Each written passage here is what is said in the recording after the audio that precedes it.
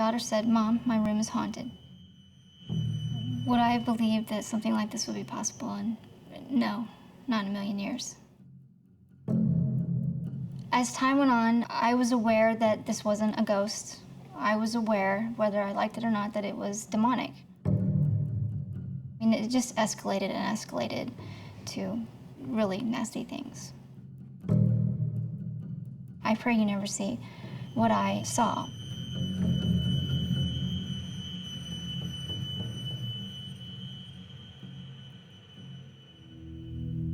According to this creation myth, among the angels, one who was very smart, is called Lucifer, which means lux, it means light in Latin, which the one who carried light. He was so smart, he said, what's the point of me obeying God? I can't be God. So he was struck down by God and he became the demon. The one who rebelled became the devil and took his disciples. So he had the devil and his children, so to speak. The question I remember, which has been raised by many atheists, why doesn't God just put the devil in jail and throw away the key? It said, well, we have to be free to choose for God, etc. So, and then only at the end of the world, then God will create new heavens and then the devil will no longer act. But now he's free to act. I would be defined as wealthy, and I live in a very nice house, and I'm well educated. My husband's a builder and an architect. My son is the captain on his football team, and my daughter, she told me for months that her room was haunted. And until one night when she was away and I went to sleep in that room and experienced it for myself, I did not believe her. The walls were thumping, not a little bit, but loudly. It would be like if on the other side of the wall someone punched it. I was scared. There are three main stages of possessions, and the first would be an infestation. They may have sounds in their home, usually popping sounds. That's one of the most typical sounds that a demon starts with, to let you know, to let the victim know that it's there, is a popping sound. And then from there, they come under a further attack, which we call oppression. It got noticeably worse, but coincidentally, we were going to move. It was a coincidence. And I thought, great, we're out of this haunted house, no big deal. And it started, but worse, in our new house. It was a lot more aggressive at that point. My daughter started saying, you know, I'm being hit. But until I got struck, it was hard to believe it had gone to that level, from popping to, you know, punching. They may be waking up at 3 a.m. every morning. They may feel like there's something sitting on their chest. They can't breathe. They will feel entities around them. They know something is there when it goes into an oppression stage. They know something evil is there. By that time, we were almost experiencing the same things. Like, we would have the same nightmares on the same night, where we would see women that were crucified on the wall, and they all had blood coming out of their mouth.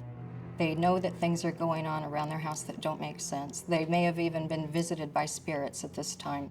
As it progressed, we were able to see it. And my daughter and I saw it at the same time, and we were able to look at each other and say, did you see that? Did you see what that was? And we were able to describe it back and forth to each other. There was more than one in the house, and so they look different, they sound different, and they act different. In the Bible, when Satan presents himself, he presents himself as a legion. Biblically, there's legions of demons. Whatever a legion happens to be, literally thousands. And some of them have names, some of them don't. There were 3, one large demon in the house, and there were 2 smaller ones. And then as far as little ones that crawl around, there were, I don't even know how many of those. I know it sounds crazy, but they're cowardly. The big ones are not like as fearful. For instance, one night, it came into my bedroom, and I just don't know how to say this except that I couldn't move a muscle, and it got on my chest and pressed its face against my face. He had prominent cheekbones. He had a prominent jaw, and he looked rotted, and he kind of drooled when he snarled, or it was more of a growl. But it's not a growl like any other type of growl that you've heard. It's like, it reminds me of a cross between a purr and like a lion, is the best way I can describe it, but it doesn't sound human. It seemed real adamant that I know its name. And I don't know why it would do this and why it would want to tell me in this fashion, but it actually spelled it. I feel unsafe saying it, not for me, for you guys, because it seems like a dog whistle. But are you sure that you want me to? Well, it does. It seems to respond to its name in a form or fashion that it gets to come inspect you. And I don't know if you want to be inspected tonight at 2 or 3, but if you want to risk that, I'll gladly tell you. I don't know if we need it.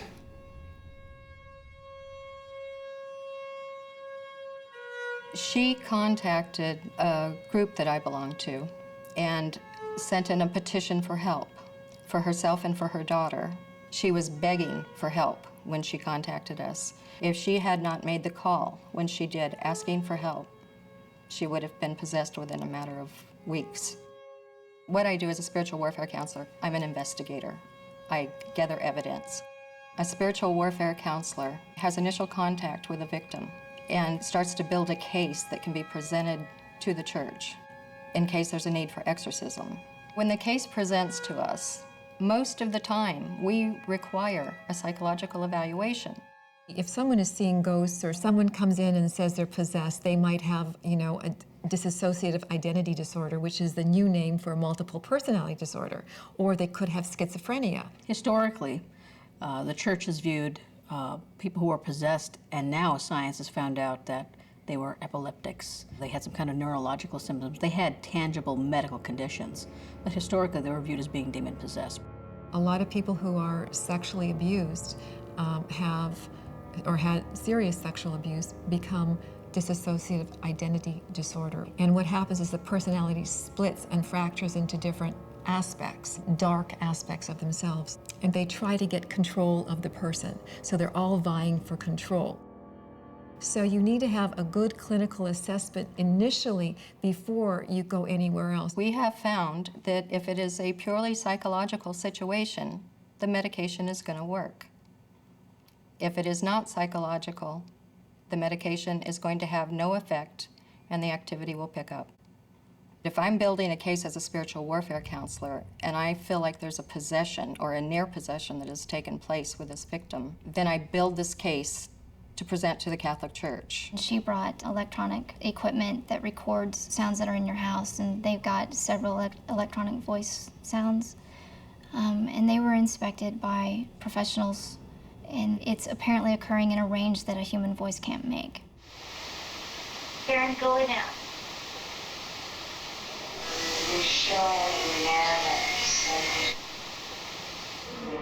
I think the most compelling piece that we picked up was the demon saying that this victim's husband should be burned.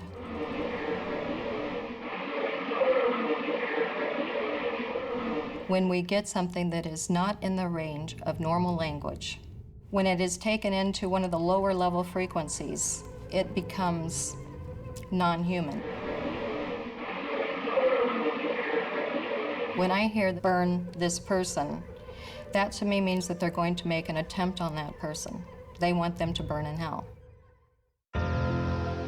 Once we are able to build a case to present to the church, then it becomes the exorcist's job to go in for the deliverance. Exorcism is referenced in the Bible, particularly Matthew 8, where Jesus casts out demons. Exorcism is the expelling out of evil or demonic forces from people who normally are not demon-possessed. And in fact, it existed before the Catholic Church was even born. We have evidence of it in Mesopotamia, Egypt, ancient cultures. There's exorcisms in Islam, in Hinduism. There's prayers for the expelling of demonic spirits in Buddhism. So it really is a cross-cultural religious phenomenon. Catholicism requires the services of a specially trained priest for exorcism. They don't do exorcisms at the drop of a hat. In fact, they turn down more requests than they grant. This is mainly because right now in America, there are only 7 authorized exorcists within the Catholic Church. 2 years ago, there were 23. This business will eat you up and spit you out very fast. You're under a constant attack when you're working with people who are fighting demons, who have demon infestation. It was less than 2 weeks that I met a Monsignor who came, and he did 6 exorcisms in the house. After seeing her for the first time, his comment to me was, she looked like she belonged in a hospital. There was no life left in her. When we start these prayers of deliverance, we're invoking God. We're asking God to intercede and to battle this demon for us. The rituals consist in using oil, water, candle or light, putting hand on the person, and then praying. They're emotional, a lot of yelling, a lot of screaming, people writhing on the floor. Why me? Well, since I wasn't in any way, shape, or form religious, that left me an ability to go research, well, what's out there. But the more I researched, I think I kind of got into the occult. It was just like I kicked open a door a little bit. And then I have no belief whatsoever in any form of deity, and that kicked open the door a little bit more. The priest will say Mass, and as part of that Mass, he will ask the victim certain questions. Do you rebuke? Do you renounce particular activities? I admitted to Monsignor that I had done investigation into occult stuff. I don't know why that would be a final trigger, but just my admitting that I might have some culpability, it's like it removed a stronghold, or it removed whatever legal right he had to keep tormenting me. And I visually saw it leave. They run really fast.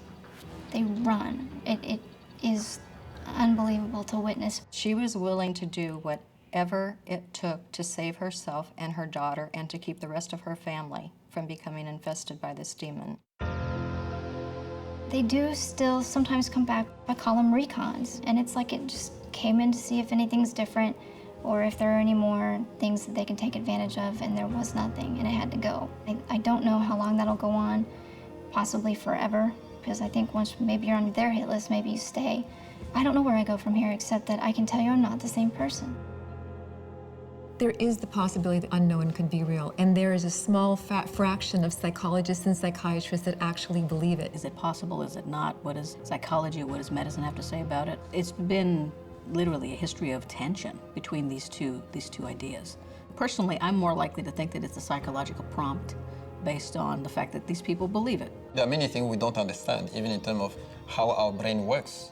Science continues to evolve. We can only say things are this way according to the knowledge we have today.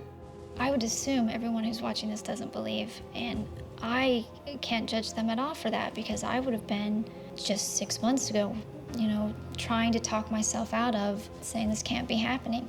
So I'm not here to convince anyone. What I'm here for is, if they're wrong and it happens to them, what if they don't survive it?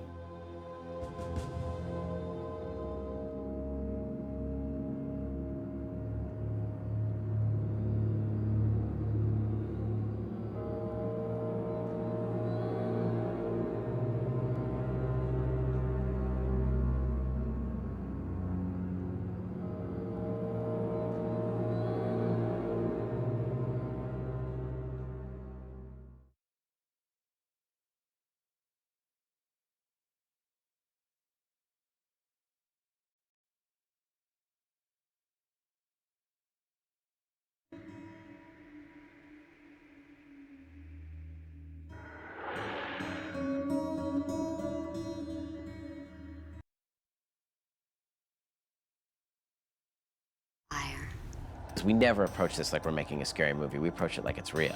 I say, demon, be gone in the name of Jesus Christ. We always said we want to make a drama, basically, that then turns out to be horrific and scary.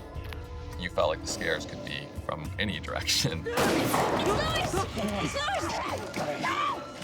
It is shot through a documentary lens, and as an audience watching it, you just feel so vulnerable. I was genuinely creeped out. I was genuinely scared. Lewis, I'm sorry. Do something! Suddenly you're watching it, and it really felt like this fantastic, kind of really beautiful, elegant film that just descends into hell.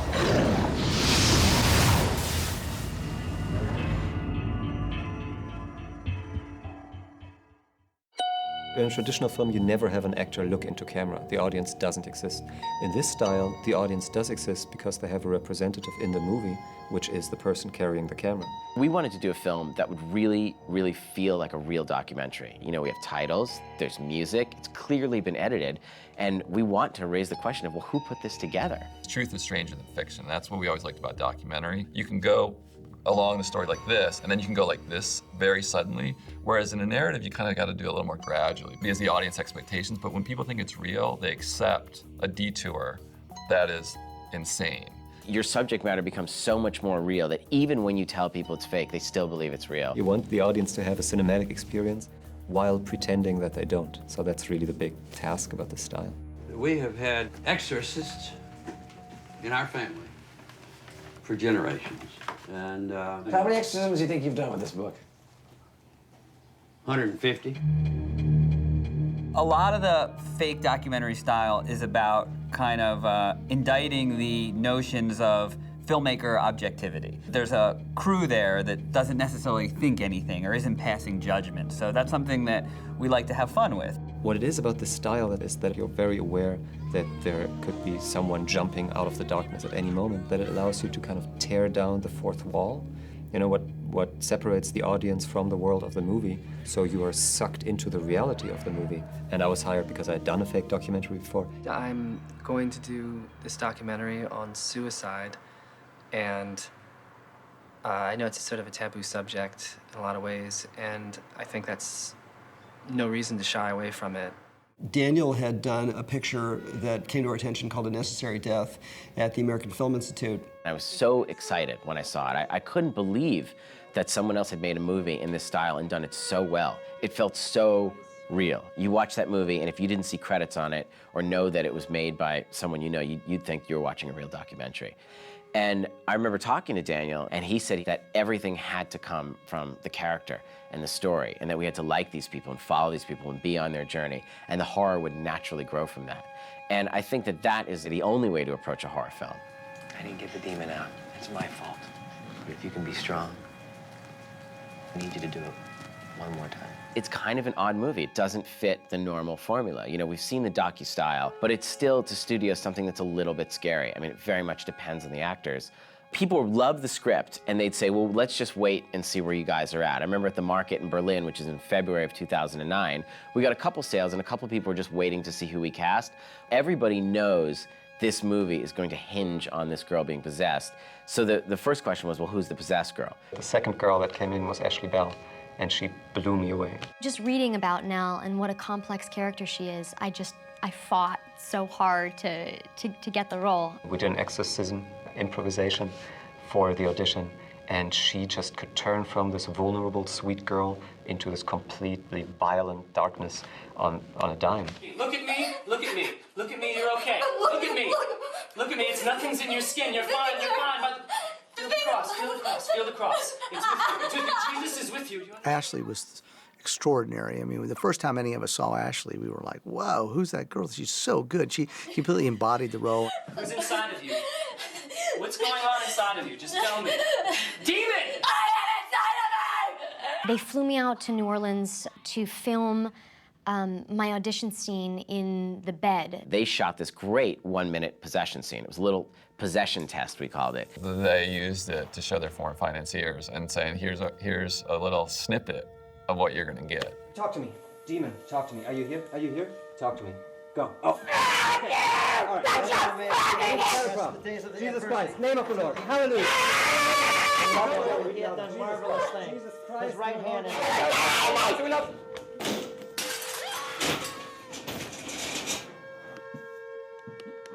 Stop the camera, stop the camera. So much of the scare hinged on Ashley Bell's performance that as soon as investors saw her, they said, that's all we need. Pay no attention, for he is the father of lies. All he knows are lies, for all we know, the father of love, the prince of peace, the God above who shall save you all. Save you all. The biggest challenge for us was in finding Cotton, because he had to be someone who was a great actor, but we always believed that there are great actors out there that just haven't gotten the right part and haven't gotten that break. We cast for weeks and weeks and weeks, and we saw hundreds of people. And finally, thank God, Patrick Fabian walked in the door, and I asked him to perform a sermon for me, improvise a sermon. And he had this immaculate 4-minute sermon. I got a call a little bit later, and they want me to come back in. So I started looking at the Bible, and then I sort of hit a wall. I'm like, how am I going to do this thing? And instead, I sort of had this come to Jesus moment, pardon the pun. And I thought, I don't have to make it real. Make up anything I want. And I just made this sermon up. The show is really what it's about in the end, right? I mean, it's about convincing people. Who am I to not be in acceptance? Because like we already discovered, nothing, absolutely nothing happens in God's world by mistake. He has the right combination of charm and smarm, just enough. You want to know? Do you want to know? Yeah, it's right here, brother. He can be that kind of slick preacher. He's so good at it, but he's truly a good guy, and you feel that in the character. And it was very, very difficult to find that, because he has to be the kind of person that you really believe is doing this for the right reasons. He's making this film to confess. I do not believe in actual demons now, no. But when I was doing exorcisms, I acted like I did. Doing the film independently, we were really able to cast the best actors. We didn't have to go for names. You see the audition tapes, and Caleb Landry Jones comes on, everyone goes, oh my God. That kid's got mad talent. I love the sort of understated style of acting that he has. If anything happens to her, I will hurt you, okay? And I don't care if the camera's watching. Okay, you can watch all at once. I will hurt you. As soon as the camera switched on, there is something where you always feel behind his eyes something is going on in his head and the wheels are spinning. And I love that about him because he's so unpredictable that way. If you're not off my property in 5 minutes, I will consider you all trespassers. No, Lewis, you need to be reasonable. Lewis was great. We wanted somebody who had a gruff appearance, looked like he possibly could have, been through some hard times, somebody who had ability to show some rage. Lewis was a real find because he is a very manly man, but at the same time, there's something in his eyes that is very, very fragile and very hurt. If you can't save my daughter's soul, I will. Oh man, I'm just like this lovable, friendly, kind of warm Andy Griffith kind of father. Just kidding. He is a very strong, fundamental Christian. And since his wife died, he is very protective over his daughter, especially. It says right here that the possessed's only salvation will come in death. What? The only salvation is death. Unless she is exorcised. I asked them to do their own research. I had Ashley read a lot of books on exorcism and watch all the exorcism movies she could find to make sure that she doesn't repeat anything that's being done in those movies. Through the course of my research, I started keeping a huge journal of everything I'd read, and I would kind of cut out pieces of actual exorcisms, and I compiled a book of these monologues that had actually happened and a lot of the other elements of hysterias and manias, and looking at it from that scientific viewpoint, and also a lot of images I'd found. Reverend Marcus, I hear you don't believe in me. I wanted them to kind of tell me about their research so that it's really something that is ingrained in them. I think that the very gates to hell is right over there, right off of Bush Drive, the very gates to hell. The most frightening thing that I read were these sort of diaries that priests had written. They weren't written with the intent to be read. They were recording what was going on, and that was what really alarmed me, because the things that they were writing down were crazy, were frightening. I read a lot about exorcisms because I was really, really intrigued by it until I had a dream that I was possessed. And after that dream, it just freaked me out so bad I quit reading about them. Our collective research really made this movie what it is right now. It's not all filtered through one mind. There was a cult in this area, and it was a temple. A cult? It's not here. I won't be able to describe exactly where it is. Louisiana is just such a rich surrounding for a movie like this because the folklore is so rich and it surrounds you. You can't get away from it. Even if the actors are just having lunch, just talking to the drivers, they will be confronted with stories that are completely different from what they would get in Los Angeles. Down here, and he has 5 people about a demon story, they'll give you 10 demon stories. But what was great about this story was it really, really embraced everything that we love about New Orleans, and it's got that Southern Gothic feel. So it's got all that multiculturalism and, it's got that hedonistic sort of, sexy sin, hot, sweaty. The house had such a smell to it, and that bed that's in Nell's bedroom was there when we all got there. That's such a gift as an actor to be able to play off of all of that furniture and all of that's already in there. They don't have to pretend to be in a spooky place, but they are in a spooky place. So that's already something that I can take out of their heads, and I create room for them to react to stuff. Yeah. All this artwork and detail, it's really well thought out. I'm very, very impressed. The great thing about the style is that every character in the film has a relationship with the camera because the camera exists in the world of the movie, which also then translates to every character having a relationship with the audience. We were looking for that feeling that the camera is not just an observer, but also participant in a way, almost one of our characters in the movie. My mindset always was, what would a documentary cameraman do in this circumstance? So the big enemy is the danger that it might look as if it is staged and as if it is lit and as if it is planned and preconceived. It can never be gritty enough, even if the sound quality is bad, or the light is ugly or something like that. It's real. It's not about pretty. It's not even about mood, which we have to try to create mood within those confines. We can never be caught trying to create mood. You don't want it to make it seem like the camera's always in the perfect place at the perfect time. So the key is missing things or being a little bit late onto the action. What happened? He was trying to calm Nell down, and she attacked him with a knife. Where the actors and where the camera is, that relation, very much in an improvised fashion. So 90% of the time I was hand-holding the camera, and no light stands or film lights should come into the shot, so I could still turn around in 360 degrees with the camera anytime and follow anyone basically anywhere. Death is the only salvation. You told him that. Yeah, I know. I think you're right. We should just take her. We'll just grab her and go. How are we gonna do that? We'll just take her and go. The finished product finds me actually more at ease, I think, than I've ever been performance-wise. And I think that's a tribute to the way he worked. We do 20 and 30 takes sometimes, and he would let the camera roll for 4 or 5 minutes. So it would go, and it would sort of wear me down. And what you get because of that is that the actors stop being in their heads. Whatever plan they had for the scene, after take 20, they forget about it, and they're just exhausted, and they just want to get done with it. What Daniel allowed me to do by going again and again and again and again, he would strip away my own artifice, and then I would sort of relinquish the reins finally. And I think what he's pieced out in the film are some of the most real, honest moments. Louis, you have to admit that if Nell says that's what happened... She's delirious. Look what she went through. Look what she went through. Listen to her yourself, okay? We'll talk to Nell ourselves, and we'll hear it from her, and you'll see the truth that she has. The whole approach is that the actors are not allowed to act. And I'll do anything to achieve that. For example, we called most of the characters by the actors' names, which doesn't allow them to build a character that they can hide behind.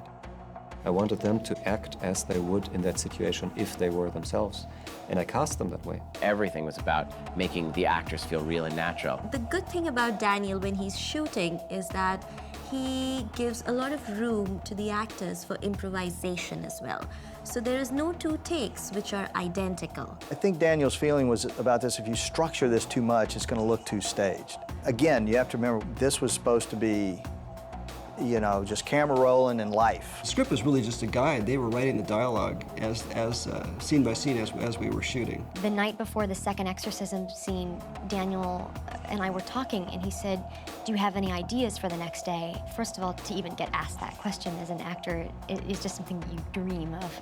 And I said, I'd been working on a back bend and several other physical things. Can I show you?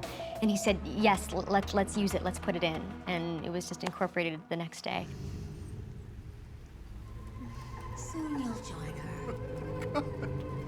Don't believe the demon's lies, Louis.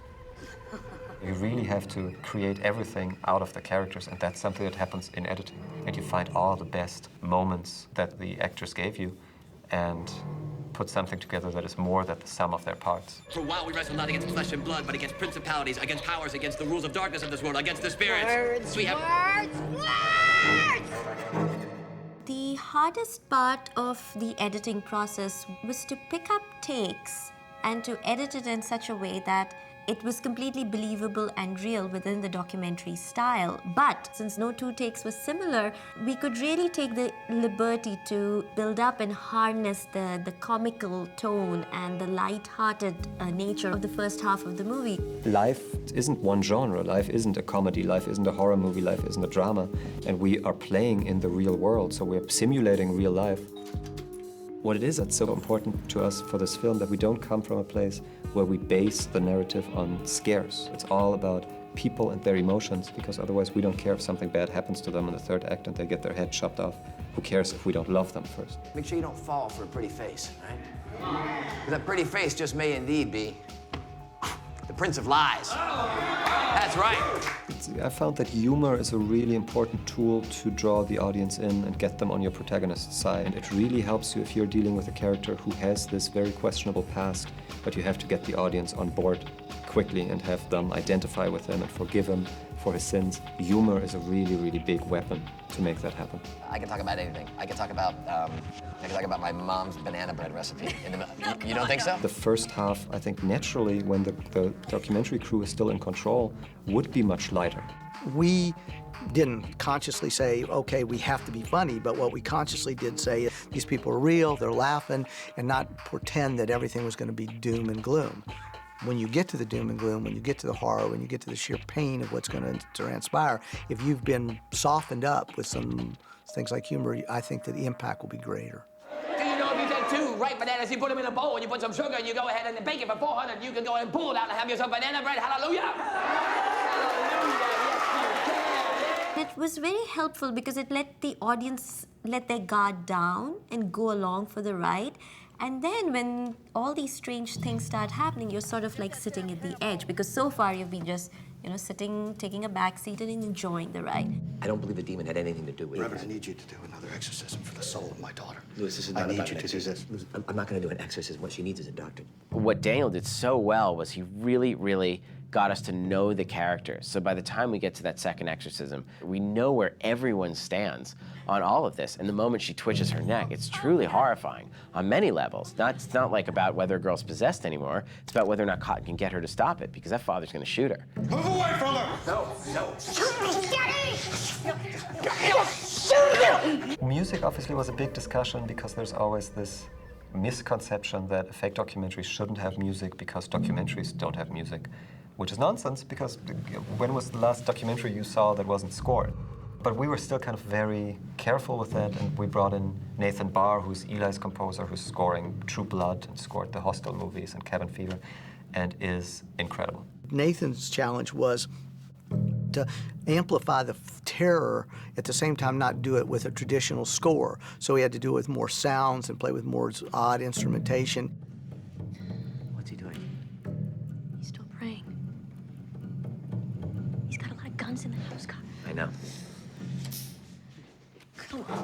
When the documentary style is done well, you can really get this visceral experience that you can't have from a regular narrative film. I'd like you to turn the camera off, though. I think that's why the film works, because it feels real, and I think it's because it became real. When I saw it for the first time, it was so scary because you're in this arena. You don't know where the next attack is going to come from. You feel like prey. This whole, oh, it's just a movie that people like to tell themselves in a horror movie doesn't exist anymore because it's not just a movie, it's the real world.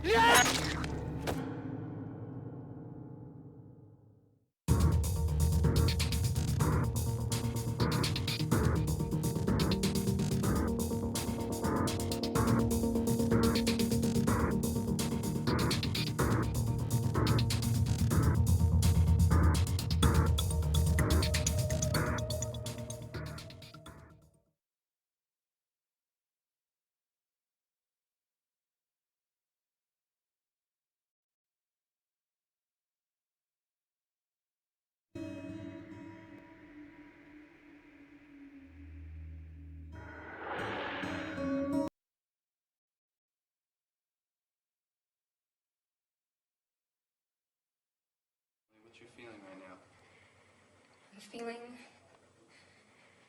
I'm feeling like I'm getting lost. Describe it to me. I'm feeling like I'm sinking back. Sinking back in the way, Ashley. I feel like I'm falling down a well. Are you afraid? Why are you afraid? Because things are starting to get really dark. I'm here. There's nothing to be afraid of. I'm right here. I'm right here. I'm right here. See? I'm right here. Look at me. Can you see me? Everything's fine. Everything's fine. You're right here. There's nothing wrong with you. Understand? There's nothing wrong with you. You're okay. You're okay. It's just getting You're okay. darker You're right okay. now. No, you're right here. It's very bright here. It's very bright. It's very bright. It's very warm. You're not alone. You're not alone. You're not alone. Look at me. Look at me, Ashley. You're not alone. It's fine. It's just in my skin. You're fine. It's just in my skin. It's not in your skin. It's just in my skin. skin. Look at me. Look at me. Look at me. Look at me. Look at me. You're okay. Look at me. Look at me. It's nothing's in your skin. You're fine. You're fine. But feel the cross. Feel the cross. Feel the cross. It's with you. It's with you. Jesus is with you. Do you understand? Jesus, he has you. You're fine. The things are inside of me.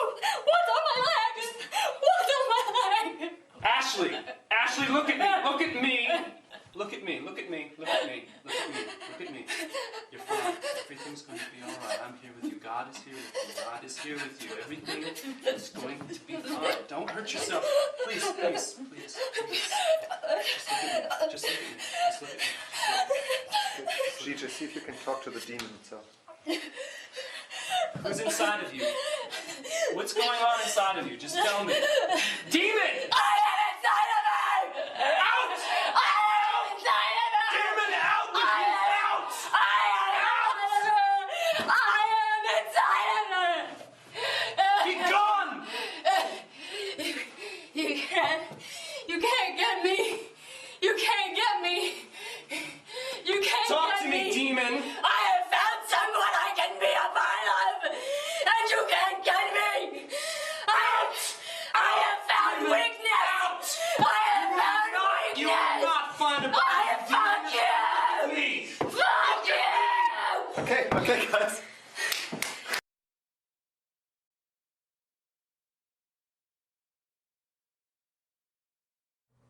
Yeah. Hi. Welcome. A meager crowd, but a willing crowd, and I like that. I was going to talk about money, is what I thought on the way over here. I was like, people talk about money, the root of all evil of the economic times we have going on. And I decided to use my own experience about what was going on today with me instead. I thought about problems, or the perception of problems, perceived problems that I think I have. Anybody else have any problems today? No? You have a problem? What's your name? Go ahead, it's all right. Your name? Julie. Julie, what's your problem? My boyfriend. Ah, the boyfriend, absolutely. Well, I don't have any boyfriend problems, but I certainly have wife problems every now and then. And I'm sure there's some husbands out there who can agree with me. There's problems with the wives having with their husbands. They're not cooking what they want or listening to what they want. Your boyfriend's not taking you to the movie that you like. Maybe you have problems with work. Maybe you have problems with money. Maybe you have problems with your coworker. Maybe you have problems with spirituality. Maybe there's something wrong right in here.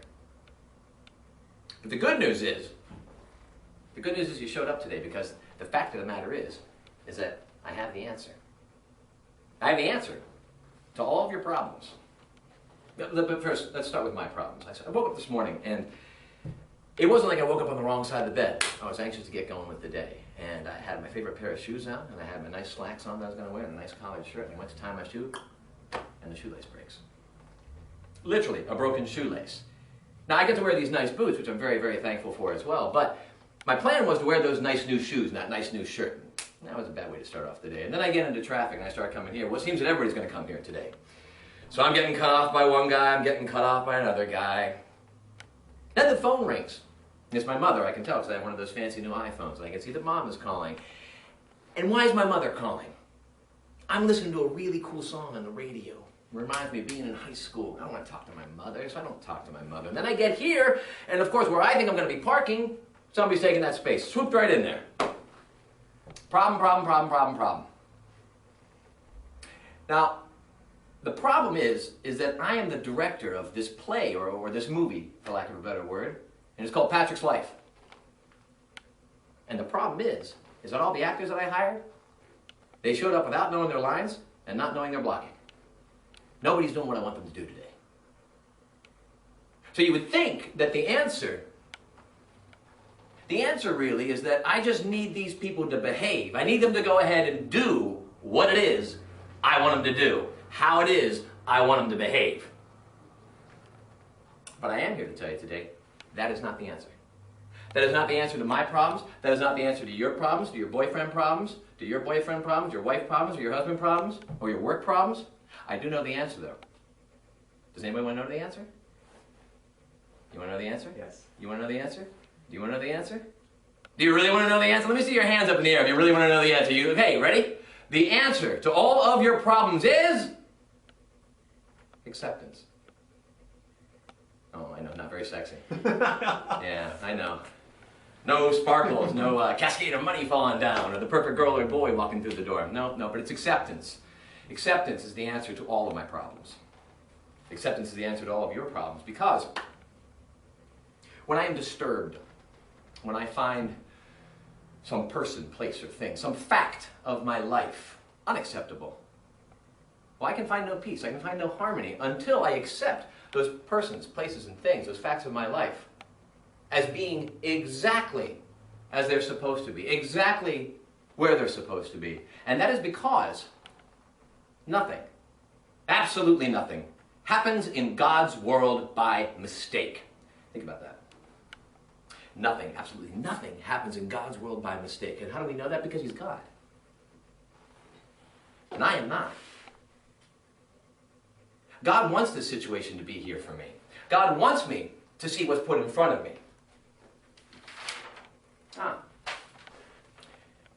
And the Lord shall give you the ability to accept, so you may walk through His fields of love unfettered. 1 Corinthians 13.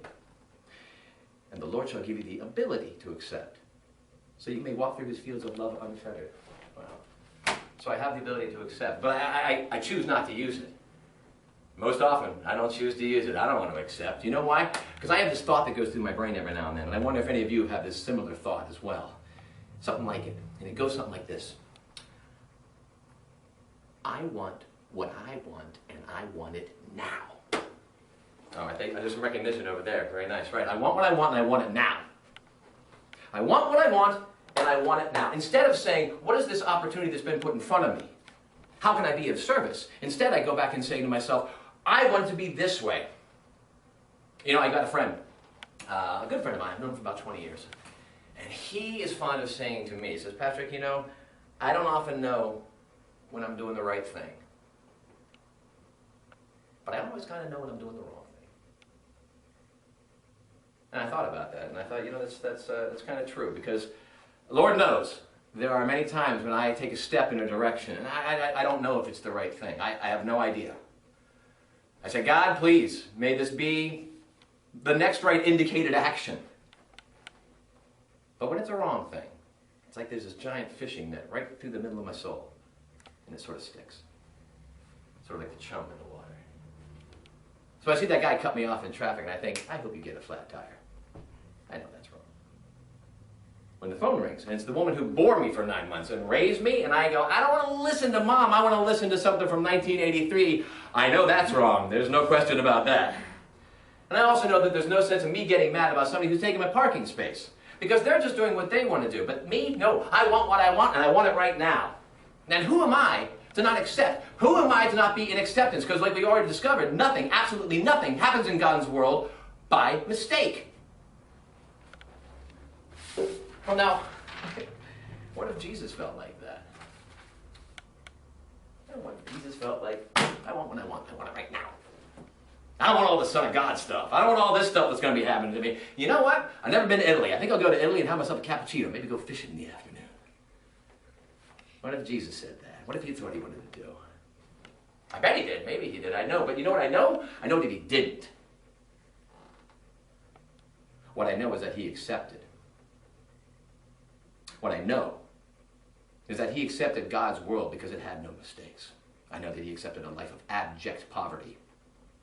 I know that he accepted the grave responsibility of being the Son of God, man-made flesh to walk amongst us, to die for our sins. I know that he accepted the fact that one of his best friends, one of his disciples, Judas, would sell him out to the Romans for 30 pieces of silver.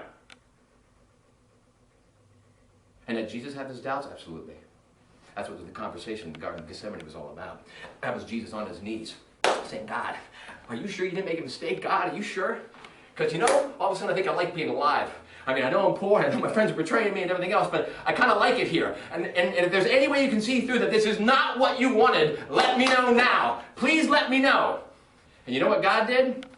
God let him know that this was not a mistake. This is exactly how things were supposed to happen. And Jesus said, thy will be done.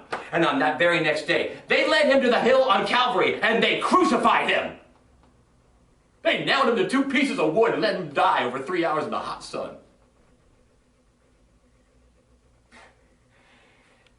And the best I can come up with is to curse the man who cuts me off. And the best I can come up with is to say, I'm not going to talk to my mother today. I don't listen to a song. And the best I can come up with is saying, get out of my parking spot. That's mine. Well, what would we be if Jesus had done that? Jesus who died for my sins, your sins, all of mankind's. He accepted life on life's terms because nothing, absolutely nothing, happens in God's world by mistake. So I ask you today, just for today, well, just for the rest of the day, we're already half over, to try to be willing to use the gift of acceptance that God has given you, so that you may walk through his fields of love, unfettered. Let us pray.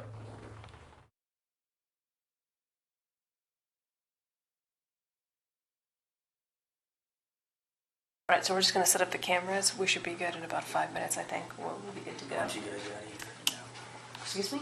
I want you guys out of here right now. Who are you, and why am I supposed to? It's not really important, is it? Well, it actually is important. I've got a signed letter of consent from the owner of this farm. So unless you can tell me anything different, kid, I don't really have to listen to you. Well, you're shooting a documentary, right? That's what you're wanting to do? Yeah. Is that right? Yeah. So who are you? Who am I? Yeah, who are you? My name's Lauren. Your name's I'm the Lauren? director. Nice to meet you. All right, cool. But. And it's about my sister, right? Not exactly. It's about the man who's going to perform the exorcism on your sister. Okay, yeah, you guys need to get the fuck out right now. What's the problem? What are you trying to hide? You guys aren't allowed in here. I'm sorry. I'm sorry you guys came all the way down here, but you guys aren't allowed down here. I don't understand why. You're not giving me a reason. I don't need to give you a reason Well, why. actually, No, I don't need to give you a reason why. I just need you guys gone right now. What are you scared of? There's a story underneath here. What are you protecting? Who are you protecting? What's going on? Fear. You don't know my sister, okay? I don't. I want to know your sister. That's the whole reason for the cameras, to get to know who she is. Can you turn that? No, don't turn the cameras off. This is going to still rolling, okay? This is all part of the story. What are you afraid of? What's going on here? Yeah? Hi. You guys need to get the fuck out right now, okay? I'm not playing any fucking games with you, I don't right? think you're playing, Now but stop talking! Okay, you guys need to leave right now. Why? It's not, just get out, okay? I mean, I'll take this step. I'll you know what? Yeah, let's not touch the camera here, okay? So, I'm excited to be here. What's this all about? Well, you talked to Greg, right? I did. Okay. What's your name again? I'm sorry. Lauren. Nice to meet you. Well, basically, so it's not like it is in the movies. It's not, you know, we don't slay cats or anything like that. It's pretty simple. Most of us feel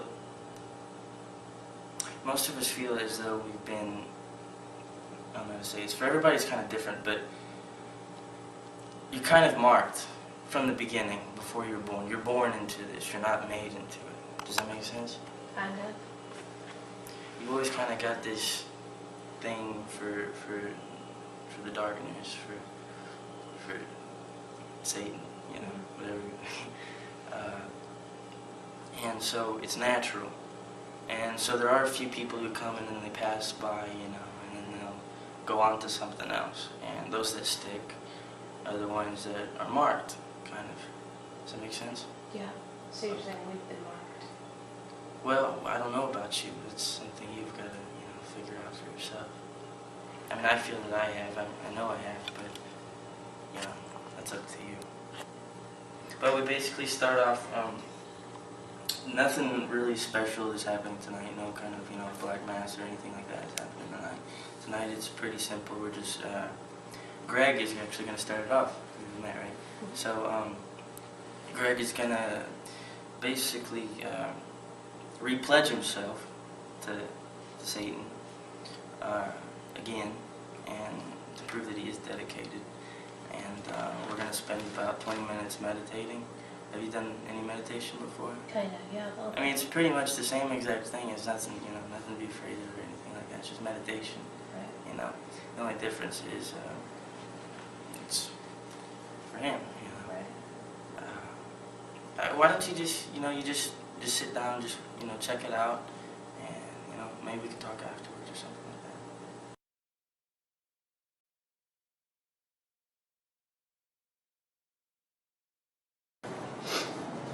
that. Homeschooling must be hard. It is. But, I wanted to bring, you know, give now more of a Christian education. You know, free from all the other influences, bad influences and stuff. My son went to public high school. He got into a good deal of trouble there, so sort of started to lose him. Temptation is all around us. Well, I've got to do right by now. It looks like you're doing a pretty fine job. I'll let the devil get in her.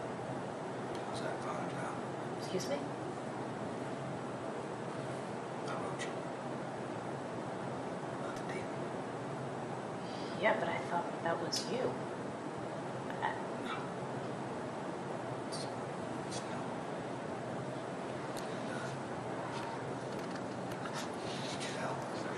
I have to be honest, I really prefer not to work with children.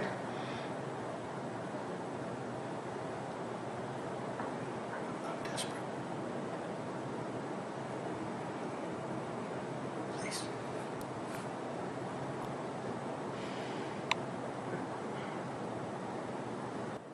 So you saying that 1 o'clock or 2 o'clock, I don't wear a watch, but You're looking at least 3 or 4 hours? At least 3 or 4 hours wait, and I'm sorry about that, but you gotta see. I got a waiting room full of people. They got blood on their hands. They got blood on their bodies. There's nothing. Ma'am, I can if you do would about just this. take a look at my daughter, maybe you would. These people with blood, I see this boy with a cut on his head and another one with a cut on his finger. That ain't nothing. I really would appreciate it if you would just look at my daughter. I hate to be rude, sir, but what you're telling me is... Well, I hate to be rude too. But you're really driving me to that now. I'm really trying to... Listen, I didn't even want to come here. A lot of people are telling me that I need to bring her here. And I'm really getting to the point where I really need some help. I usually don't ask for help. I'm not one to ask for help. I need some help now. Damn it, this is a hospital. I understand that, but the unfortunate situation is it's a private hospital. It's not Is there a non-private hospital in this area? There's a county hospital about 50 miles north. 50 miles. Well, hell, I can get there quicker than 3 hours. Now, what's your name? My name's Lauren. Lauren? Lauren what? Lauren Bass. Lauren Bass. All right. How long you been working here? I've been working here about 10 years. Really? Well, Miss Bass, I'm going to tell you something. If somebody doesn't come out here and see my daughter soon, it's 4 damn o'clock. I've been here since 10 o'clock. If somebody doesn't come out here and look at my daughter soon, y'all are going to be sorry. I'm going to cause a scene that you won't soon forget. Sir, I understand now, that. And I've been waiting for 6 hours. I understand that. 6 hours for my daughter to get some help in this damn hospital. Sir, I understand that you're upset. And no, you have no idea. I would just ask you to lower your voice, sir, because I don't want you to cause... I apologize, ma'am, but look, what the hell do I have to do here? Sir, I don't know... Everybody that was sitting out in that room is gone. We're out there alone. I understand that, and we're dealing with the situation, and I do... You're dealing with it really poorly. Perhaps, and you can absolutely file a grievance for that. Oh, you can bet on that. But in the meantime, I just need to get my daughter some help. I understand. I could have driven to that other hospital 5 times and back. And sir, I did tell you that you probably should have done so. Well, why don't you give it to your damn supervisor? Don't have me cussing now. Don't get me cussing, lady. Sir, look, I'm just telling you, I have it under control, and I will try and get you... You do not have it under control. I don't know what you want me to tell you. My hands are kind of tied here. I want you to help me! I want you to help my daughter!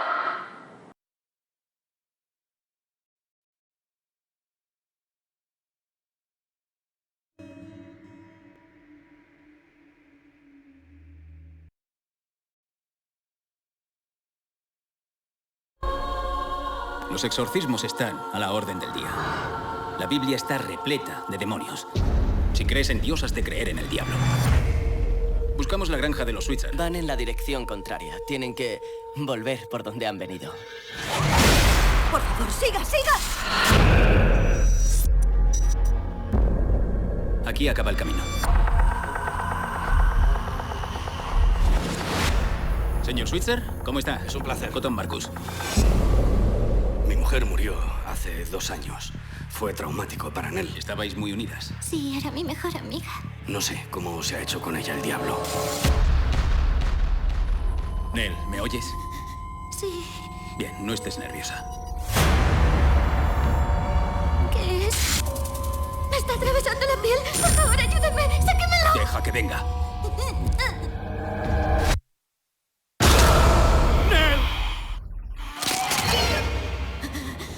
¿Dónde está Nell?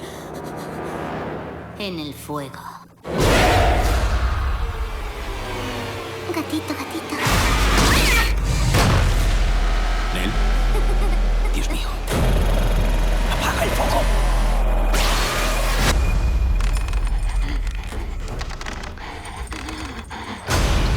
Vámonos de aquí. Si usted no puede salvarle el alma a mi hija, lo haré yo. ¡Corre, corre! Yo te lo ordeno, abandona a esta joven. En el nombre de Jesucristo, nuestro Señor, y la sangre que derramó por ella. En nombre de Jesucristo, te ordeno que te vayas. ¡Apáguela!